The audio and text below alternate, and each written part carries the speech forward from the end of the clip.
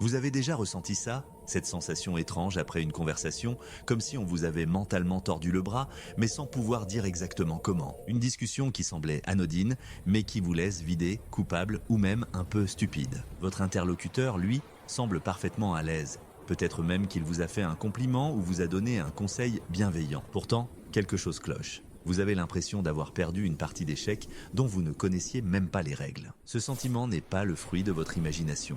C'est la signature d'une manipulation subtile ou manipulation cachée. Contrairement à la manipulation ouverte et agressive, celle-ci est insidieuse. C'est un poison lent, administré à petite dose. Le but du manipulateur caché n'est pas de vous crier dessus, mais de prendre le contrôle de vos émotions et de vos décisions, tout en gardant les mains propres. Pour cela, il utilise des armes linguistiques, des phrases qui sonnent juste en surface, mais qui cachent un double fond toxique. Aujourd'hui, on va décortiquer 5 de ces phrases marqueurs, non pas pour devenir paranoïaque, mais pour développer une sorte de pare-feu mental. Commençons. Phrase numéro 1. Je dis ça pour ton bien. Ah, le grand classique. La critique déguisée en acte de charité, c'est l'emballage cadeau autour d'une opinion non sollicitée et souvent dévalorisante. Quand quelqu'un utilise cette phrase, il se positionne immédiatement comme étant plus sage, plus expérimenté.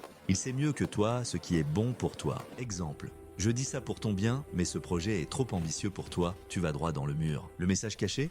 Je ne crois pas en tes capacités et fais ce que je te dis. C'est une façon de saper ta confiance en toi tout en ayant l'air de t'aider. Comment réagir? Ne te justifie pas, inverse la dynamique en posant une question neutre. Essaie. Merci pour ta perspective. Qu'est-ce qui te fait penser ça exactement? Ou j'entends ton inquiétude, mais j'ai confiance en mon choix. On en reparle plus tard. Tu ne rejettes pas la personne, tu rejettes la tentative de contrôle. Tu restes maître de la conversation. Phrase numéro 2, tu es trop sensible. Ou sa variante, tu dramatises tout. C'est l'arme de prédilection du gaslighting. Le gaslighting, c'est quand on te fait douter de ta propre perception de la réalité de tes propres émotions. En te qualifiant de trop sensible, le manipulateur invalide ce que tu ressens. Ton émotion n'est plus une réaction légitime à un événement, mais un défaut de ta personnalité. Exemple. Tu dis « ça m'a blessé quand tu as fait cette blague sur mon travail devant tout le monde ». Réponse. Oh, allez, c'était de l'humour, faut pas être si sensible. Le manipulateur se dédouane de sa responsabilité et la rejette sur toi. Le problème, ce n'est pas sa blague déplacée. Le problème, c'est ta réaction. Comment réagir? Ancre-toi dans tes émotions. Elles sont valides. Point final. Ne débat pas sur leur légitimité. Dis simplement, peut-être que tu ne le vois pas comme ça, mais c'est ce que j'ai ressenti. Ou, je ne discute pas de ma sensibilité. Je te dis juste que ce comportement m'a blessé. Tu ne demandes pas la permission de ressentir. Tu affirmes une réalité, la tienne. C'est non négociable. Phrase numéro 3. Si tu m'aimais vraiment, tu ferais « Bienvenue dans le monde merveilleux du chantage affectif ». Cette phrase est une prise d'otage émotionnelle. Le manipulateur transforme l'amour en une monnaie d'échange. Ton affection n'est plus un sentiment, mais une preuve que tu dois fournir en accomplissant ses désirs. Exemple, si tu m'aimais vraiment, tu annulerais ta soirée entre amis pour rester avec moi, je me sens seul. C'est une double peine. Non seulement on te demande de sacrifier quelque chose qui t'importe, mais si tu refuses, tu es accusé de ne pas aimer l'autre. Comment réagir? Sépare les deux concepts. L'amour et l'action demandée ne sont pas liés. Réponds calmement. Mes sentiments pour toi n'ont rien à voir avec mon envie de voir mes amis ce soir. Je peux t'aimer et t'ai laissé avoir besoin de temps pour moi. Tu refuses le chantage. Tu montres que l'amour inconditionnel ne signifie pas une obéissance inconditionnelle. Phrase numéro 4. Je n'ai jamais dit ça. Ou je ne me souviens pas de ça. Le retour du gaslighting version amnésie sélective. C'est une technique redoutable pour réécrire l'histoire et te faire douter de ta propre mémoire. Le manipulateur nie des faits, des promesses, des conversations entières. Il crée un brouillard de confusion dans lequel tu ne sais plus ce qui est réel. Exemple. Tu avais promis de t'occuper des réservations pour le week-end.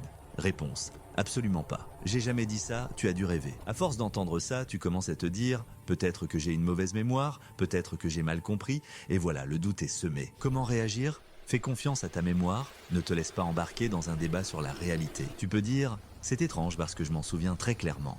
Pas de colère, juste une affirmation calme. Si ça se répète, commence à documenter. Pas pour lui prouver quoi que ce soit, mais pour toi, pour valider ta propre perception. Un simple email de confirmation peut faire des merveilles. Le but n'est pas de gagner la dispute, mais de protéger ta santé mentale. Et enfin, la 5e et dernière phrase, la reine de la culpabilisation. Après tout ce que j'ai fait pour toi, cette phrase transforme chaque acte de gentillesse passé en une dette que tu dois rembourser à vie. Le manipulateur tient un grand livre de compte de toutes ses bonnes actions. Et il n'hésite pas à te le sortir à la moindre occasion, surtout quand tu refuses de faire quelque chose pour lui. Exemple. Tu ne peux pas l'aider à déménager ce week-end? Réponse A. Après tout ce que j'ai fait pour toi quand tu cherchais du travail, je vois ce que vaut notre amitié. C'est une attaque directe à ton intégrité. On te fait passer pour un ingrat, un profiteur. La culpabilité est une prison très efficace. Comment réagir? Reconnais leur aide passée, mais refuse le lien de causalité avec ta décision présente. Dis « Je suis extrêmement reconnaissant pour ce que tu as fait pour moi à l'époque. Ça n'a pas de prix. Cependant, ça ne change rien au fait que je ne suis pas disponible ce week-end. Tu valides leur geste, mais tu protèges tes limites. La gratitude n'est pas synonyme de servitude. Alors, récapitulons.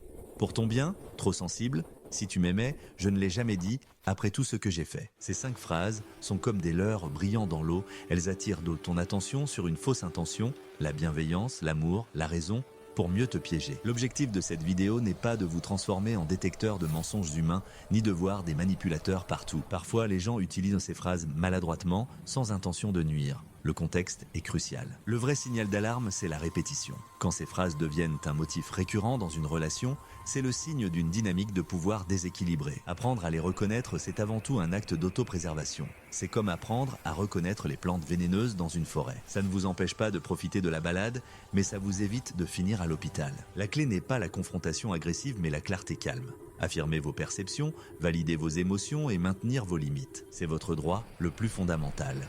Le droit de posséder votre propre réalité. Ne laissez personne vous en déposséder avec de jolis mots.